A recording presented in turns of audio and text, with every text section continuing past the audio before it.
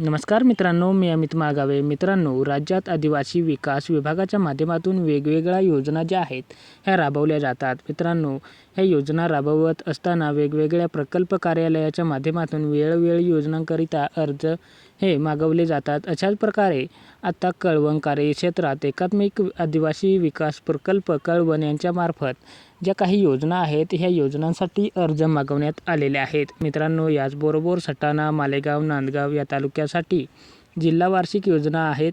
ह्या योजनेकरिता देखील 23 फेब्रुवारी ते 10 मार्च 2026 या कालावधीमध्ये जे अर्ज आहेत हे मागवण्यात आलेले आहेत.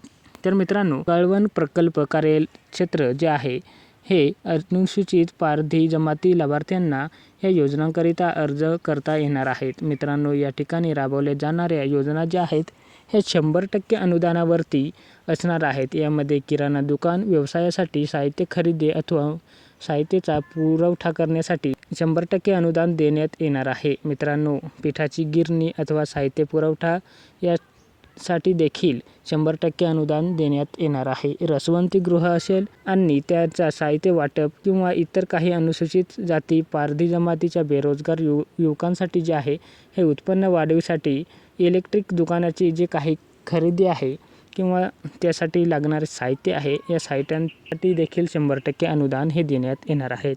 याचप्रमाणे पारधी जमातीच्या बेरोजगार युवतींकरिता कटलरी, ब्युटी पार्लर व्यवसायासाठी साहित्य खरेदीसाठी 100% अनुदान देण्यात येणार आहे. अनुदान या बाबींकरिता जे अर्ज मागवण्यात आलेले आहेत अशा इच्छुक लाभार्थ्यांनी 23 फेब्रुवारी ते 10 मार्च या कालावधीमध्ये अर्ज सादर करायचे आहेत आणि आपल्या सटाणा, मालेगाव, नांदगाव तालुक्यातील गट विकास अधिकारी कार्यालयामध्ये शासकीय सुट्टी वगळता इतर दिवशी अर्ज उपलब्ध करण्यात मुभा राहील. त्याकरिता इतर सर्व काही कागदपत्र जे आहेत हे अर्जासोबत सादर करायचे आहेत आणि पात्रतेमध्ये योजनेचा लाभ घेण्यासाठी अर्ज अनुसूचित जाती जमातीचा असावा. जातीचे प्रमाणपत्र, बँक पासबुक, त्याला आधार लिंक असणे गरजेचे आहेत. राष्ट्रीयकृत बँक खाते जे आहे हे असणे गरजेचे आहे. योजनेचा यापूर्वी लाभ घेतलेला नसावा. अर्जासोबत जातीचा दाखला, आधार कार्ड, रेशन कार्ड, अर्जदाराचा राष्ट्रीयकृत बँकेचं पासबुक, त्याला आधार असलेले लिंक असलेला मोबाईल नंबर जो आहे हा गरजेचा आहे. उत्पन्नाचा दाखला किंवा BPL दाखला हा लाभार्थीचा असणे गरजेचे आहे. तसेच जर तुम्ही अपंग किंवा विधवा किंवा परित्यक्त असेल तर असे असल्यास त्याबाबतचे प्रमाणपत्र, मतदान कार्ड, पॅन कार्ड, 2 पासपोर्ट साईजचे फोटो आणि यापूर्वी योजनेचा लाभ न घेतल्याचे स्वयंघोषणापत्र अशा प्रकारचे कागदांचे जे आहे हे अर्जासोबत जे आहे सादर करायचे आहे. तुम्हाला हा अर्ज गट विकास अधिकारी सटाणा, मालेगाव, नांदगाव या ठिकाणी सादर करायचा आहे. हा अर्ज सादर करण्याची दिनांक जी आहे ही 23 फेब्रुवारी ते 10 मार्च 2026 या कालावधीमध्ये अर्ज सादर करायचा आहे.